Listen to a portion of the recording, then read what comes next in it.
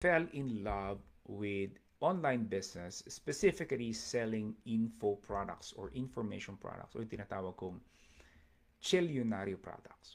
Why? Because very few businesses lang po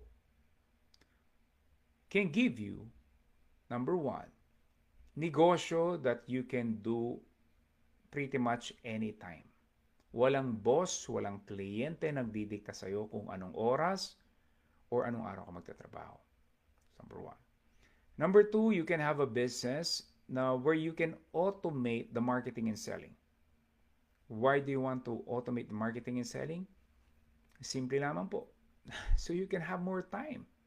Right? The reason na marami naman sa atin nagninegosyo, not because to have a business, but to have more time. Right? To enjoy life. Maigli lang ang buhay ng tao. So, and then, of course, another business